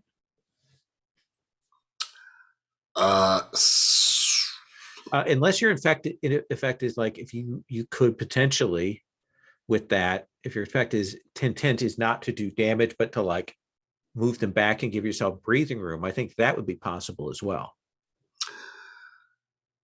Well, I was going to attack the dragonkin, but using body of burning light, I'm sort of just giving off sunlight while I'm doing that. So I just wondered if there was a happy side effect to glowing like the sun among ghosts, but it doesn't sound like it necessarily. So I think I will, it looks good. Yeah, I think I will use body of burning light to attack the dragonkin. Okay. We are attacking this guy, right? All right. Thanks, Ty. I've made a terrible mistake. And recall that Avedro has studied many different forms of unarmed combat, and this is what he uses. My unarmed attacks count as a magical weapon and do a minimum of D10 damage. So Okay. I will roll to hit. Okay. Armor class is 3. Sure. Escalation die is 2. So it's a total of +5 before we get into your attack bonus. Which would be another +5. Yeah. So you need an 11 or better. Oh my God. I'm rolling single-digit numbers again. And so that blast will go off. I think it will definitely, yes. I was going to ask if you added the escalation in, but you did. Sorry. Yeah. But it does create a flash down here. I think that like changes the illumination. And he definitely flinches from that. Like he clearly does not dig dig the big old like flash bulb being let loose down here in this area. Excellent. Their action. Let's start with the Ghost General that was not summoned. And he will miss on Patrick's Ghost General and will do nothing. And then let's deal with the mob on you, Tassos.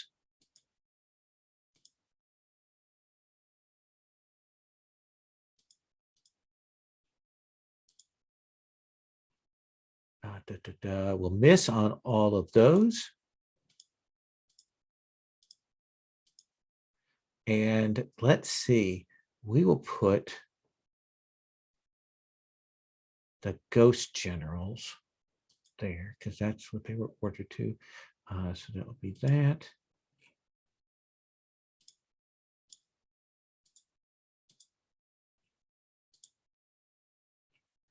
So you are going to take 1 point from one of the Ghost Generals. The mob doesn't do anything to you, Tassos. It's because I'm invincible. And then the other mob, we've got 2 more mobs.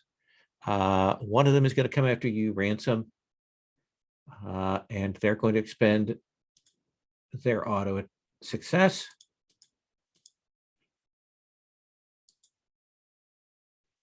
Which is going to give them 2, 2, 3, 5 points of damage from the mob. In relation to like the scrum of Ransom and the Draconic and Tassos over here with the other mob, where are you, Evedra, and where are you, Threadless? Threadless, everything about her is range, so she's probably at the bottom of the stairs. Okay. And Professor Evedra, where are you at? I closed the distance so I could use unarmed attacks on the Dragonkin. Okay. So we will get then, we'll take the other mob on you. What is your AC, Professor? It's 3. 3. So 1 hit. 4. You will take 1 point of damage from the mob as it comes on you. And then the Dragonkin will split his 3 attacks. He'll just take a shot. You've done the most damage. So 2 shots on Ransom and 1 on Evedra. Ransom, what is your AC? 3. 3. So let's roll this plus that. So that. So that will be 8 plus 10 is 18. Plus 3, so those will hit.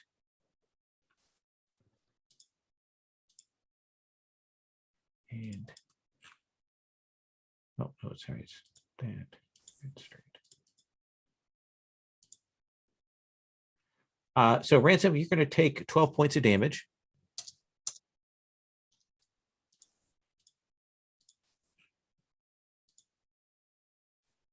And he will miss on you, Professor Evedra, with a 3. Let's come up. Escalation die is now a 3. Everybody is in place. This guy is a big bad. He still has a bunch of points, and he's got the mob following up with him. Ransom, what do you want to do? I guess I'm gonna hit him. Okay. What are you using? Like, what do we see you? I suppose I could try and get a smite in on him.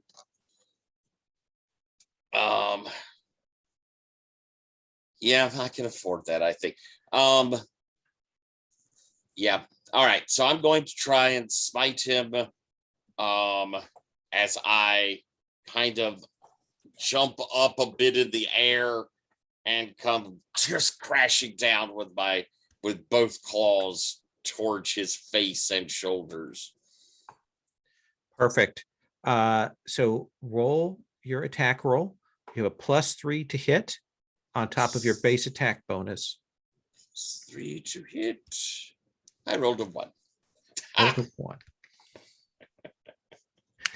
1. So you kind of grab up that power, and he is fast like you are, and you see him kind of noting your thing. There probably maybe a moment when you're trying to steal a step on each other, and you're kind of doing that dash back and forth, and he's trying to gauge like where this is going. Tassos. The Nightmare Ghost General continues harrying that other Ghost General forward, saying, "This is all your fault. I told you very clearly what you have to do to avoid this, and you are not listening even at all." Oh no, not +5 anymore, but a 9 on that D20 damage roll. Okay, so that will actually do 2 points. So that Ghost General that is facing the one you summoned is getting worn down by this. And then what are you doing, Tassos? I wiggle my antennas in the magical rust dance of my people. Okay, attack roll. I'm gonna roll a bunch of dice all at once. So the D20 attack roll is a 10, plus my attack is a 5. Okay, so that'll hit. And so that was a 7 on the D10 damage roll and a 3 on the fray die roll. Okay, so that'll be 3 more points of damage. So we are nearly extinguishing that mob at this point. The last of it is just holding together. Many of them. Yes. Why won't you all just? It's just a horde. They keep swinging. They keep going here. You dissipate one, and another one takes its place. It's like they are just endless here. Should I roll my fray die? Yes, you should. 4. So that'll be another point. Let's come to Threadless. Yeah, I think she has her bow out, and it's super, there's the son of Evedra over there that her bow is gold, and it's like, yeah, it's just gorgeous.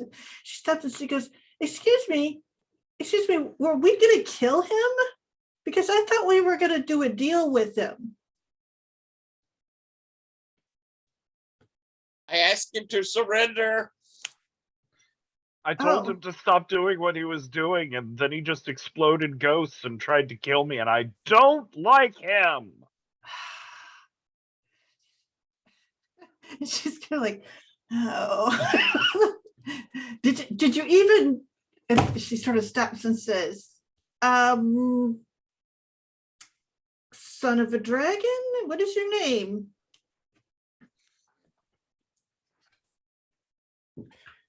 You are not worthy of it, but I am called Unsawning. Unsawning. I am Threadless, the loom builder. And she sort of looks at him and she goes, so we knew you were coming. We wanted to talk to you. You licked me. I did what? You licked me. That was truly unpleasant. You tasted terrible. She goes, oh, yeah. Tassos is a bit uncomfortable in the way of company, but, and she sort of stops and she goes, I don't think that needs to stop this conversation, though. Let's have you make a charisma check. I think I have a decent one, but maybe not the best. If he'd just gotten terribly poisoned and fallen over like a sensible person, we wouldn't be having this conversation. I have an 8, which means I have to roll higher than an 8. That is the case. Okay. Let's see here. I rolled a 17. So he will pause for a second because there was no active demands made, no threats made. You see him pause here. She stops and she goes, "You're standing in the library and all you have come to do is steal away the weapons that your sire asks of you, but you haven't looked at the knowledge that's here." Professor Vedro, what do you want to do? You can see like he's still standing there, kind of now pause. He still looks really irritated. He keeps reaching up to where he got licked by the frog. And he looks really irritated by that. Like no one has ever done such a thing to him. I'd like to use the truth that burns, and that is to commit effort and learn the knowledge of them or their plans that they least want you to know. Interesting. Is that a choice that you get to make or I get to make on that?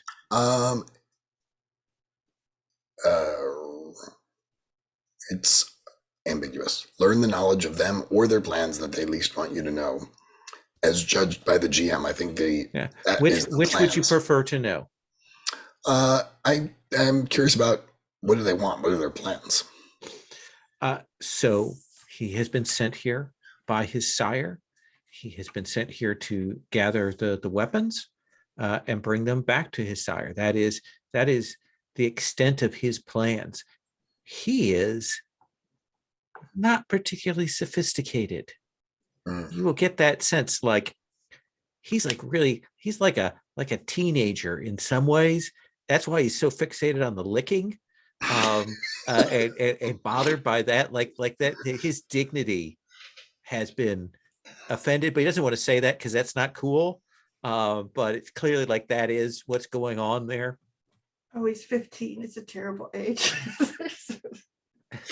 Does that seem like a fair response? Yeah, sure. I think I was doing that so I could sort of build on the momentum that Threadless started to say, to try and sort of pick up on the pause. I can't think right now of what I might actually say, but sort of using that knowledge and using the fact that he's paused here, try and convince him to stand down and maybe offer knowledge that his sire would find useful. Let's have you make a charisma check to kind of close the deal here. That will involve rolling a 2-digit number. I have no confidence. I rolled a 5. Did not do well. Sherry, do you have points for a reroll left? You're muted. That's it for my last effort, but sure, go ahead and give it a try. Oh, Threadless. I rolled an 8. Oh, ouch, ouch, They're ouch. just gonna call me Dan Single Digit Brown. So okay, in Apocalypse World, right? So good. I feel like the knowledge would have given me a +1 forward PBTA, but here we are. Ransom, you can sell that, like he's holding from him, but Professor Vedro, like I think goes just a little into Professor Vedro mode, like Start lecturing. he starts over, and you can see like he was kind of listening, like maybe, and then his eyes kind of blaze. Like Vedro said something just a little bit more condescending than usual. What do you want to do, Ransom? Okay. He hasn't reached the tipping point. He hasn't gone back to attacking. He's kind of still at that in between. I think I'm gonna follow in Threadless's line of, we can discuss this. Lower your weapons and we will lower ours.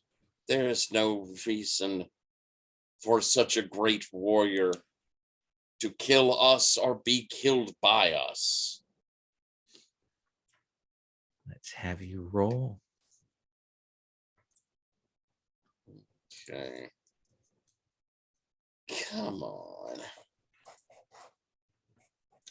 That's a 13. And your charisma check is an 8. It is. Even with the penalty I'm applying, he seemed kind of like settled down, like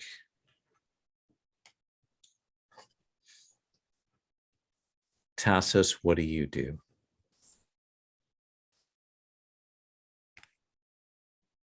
I mean, am I still drowning in hordes of angry ghosts? No, he has stopped them. Like they've Oh, halted their progress.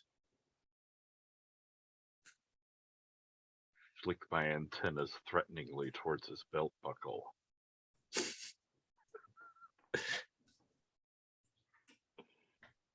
Wait, are we not killing him? I thought we were killing him. You didn't You want me listen to to kill him in the anything, throat? did you? I can kill him in the throat. Evedra said I could kill him in the throat. No, no, no. We're going to talk.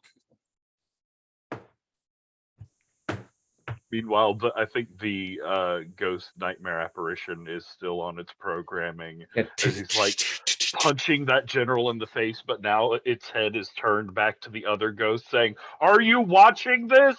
This is for your education. This will happen to you next." He says, stop that. Oh. Fine. It'll dissipate into wisp of nightmare smoke, and its last admonishments will echo into the deepest parts of the cavern.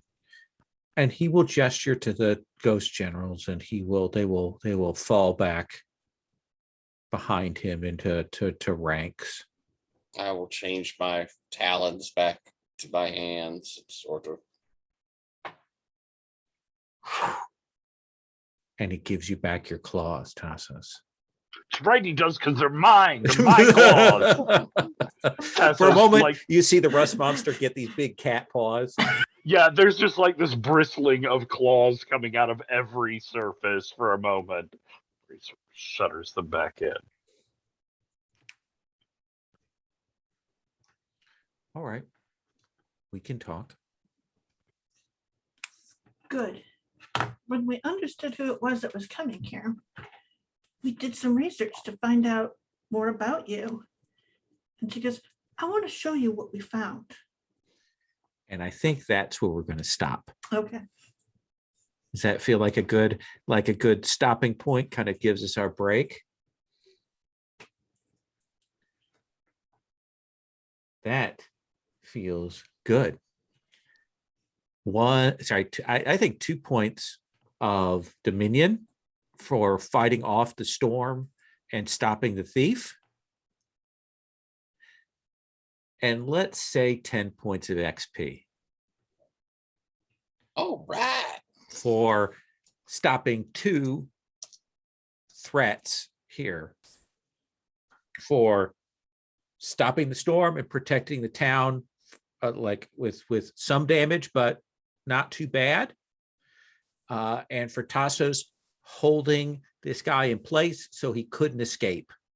Effectively, you stopped the clock, Patrick, on my rolling and getting him out of there. He couldn't spend any of his actions to do that. Deadly confusion attacks. Yes.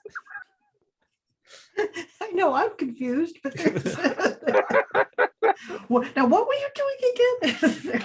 Obviously, he took away my claws, so the only response I could have was to turn into a giant frog. And then you licked him. Yeah, this is just tactics. Have you never studied military training? But I have. She looks wounded. I never read that. Right. So we will level up, and we'll take a look at that next time. I know that Ransom and Evedro both have words that you've been looking at, considering. So we'll look at those, talk about those if those are things you want to bring into play next time. That's we'll kind of see influence, and we'll start out with the sort of the aftermath of this and the dragon. I will tell you, you will have to like remove the trap from him, because like he can't like quite yet get out of it. So We'll but consider what we do with him and the trap. we will come to that next time. So let's stop there. Let's do just a quick stars, wishes. I know our global wishes are, I wish the D20 wasn't quite so fickle. Because I had some very good rounds and some very, very bad rounds, and it was all over the place. Tyler, stars, wishes, anything you want to throw out here before we kind of wrap? I thought it was a grand old battle. It was a fine thing to deal with. I loved the kind of oblique destruction of the storm. You know, it's not facing a foe directly. I thought that was really, really cool. Just a fun adventure session. It was just grand. Sherry, I really loved the thread of luck that was sent out to help our friend. That visual was really cool, and I really appreciate you coming in while the bloodlust was rather high, and keeping me from ripping that guy's face off, which almost certainly was going to happen any moment. I'm looking at my notes to make my stats any moment now. So that and I'll leave some stars on the table for folks, but everybody was awesome. Any wishes, like things you definitely want to see next time? I'm pretty happy with how things are going, so no, I don't see a wishes. Okay. Patrick? That was a super fun, very threatening fight situation. Dan, stars for both like the coolness of running up a lightning bolt, Yeah, but also the like follow me, my brother, into bad decisions of just running off to punch the guy on your own. Love it. Solidarity. I felt it. I appreciated it. And Sherry, I'll agree that that idea of the thread connecting you and that like yo-yo back into an embrace moment was super cool. And Tyler, I just very much appreciated Ransom coming in and taking some of the attention off of me for a minute, because I never want to show fear with Tasso, so I right. don't want to give in to the idea that he might die, but facing all of those ghosts and that guy at the same time, like he was definitely gonna die. During the break, Sherry was die. like, what are they going to do? And I was like, well, they're going to make up new characters. That's what's probably going to happen. Because it was just that moment of stealing Tassos's claws away was just so terrible. Because of course they rely both, fundamentally and sort of psychologically on those like claws and dangerous bits, but also knowing that someone else on the battlefield had those claws negated almost all of the "and now I don't die" powers I was thinking about calling on. Right. So it was just like it really made things desperate. And it is one of the things and I was very happy that it randomly was your because I rolled randomly, because of course he doesn't know your array. And I'll have to remember that. I'll have to make like a list, Tyler, because if you're not sure what they have entirely, we have to do it randomly. But I was cool because in the fiction it just works so well, so it made sense. Yeah. So good stuff. Any wishes? I want to get back to Nuan Lao next time. Okay. Yeah, we'll see some of the people, some of the NPCs in sort of the aftermath of this, of the Yeah. attack. We'll kind of see what their response is. I think that's a fair way to kind of give us a nice montage of the setting. Professor Vedro. Yeah, this was great. I really appreciated, Lowell, you're pushing us to really make use of our miracles and words. That was fun to think about that stuff.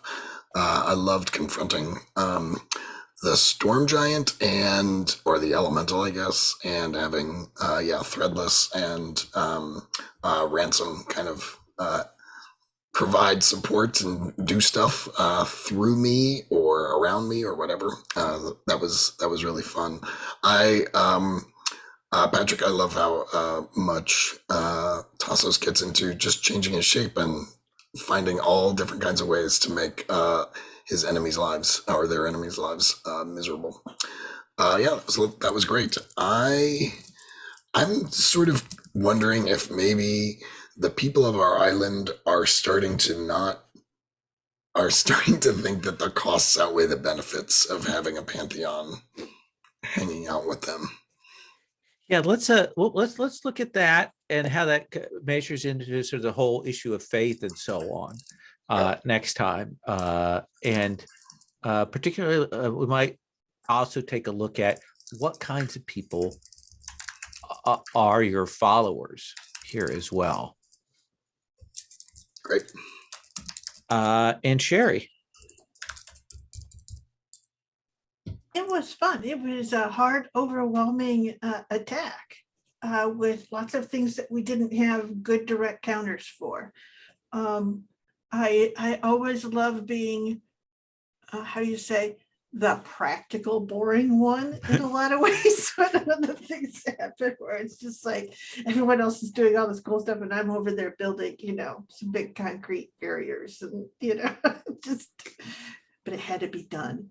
I am looking forward to seeing like how people deal with it, because I can rebuild things, but it doesn't mean that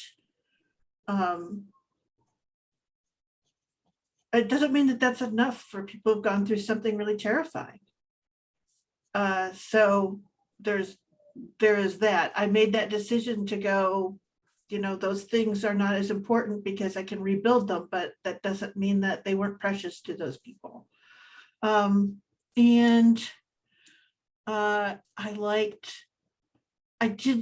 always like the multiple troubles at one time to see how people react. Dan and Patrick did not disappoint in any way, shape, or form. So it was good. It was awesome. I do think it does cement the Tyler, or essentially the Ransom and Threadless, the practical ones, and Tassos and Vedro, the ones that are off. They do important and striking things all the time, but they are never traveling down the path of practicality when they begin. They may end there, but not on purpose. So that was good, and I'm looking forward to maybe a new NPC. So I think a dragon boy is sort of amusing. So I like it. Thank you all so much. I'm going to stop the recording.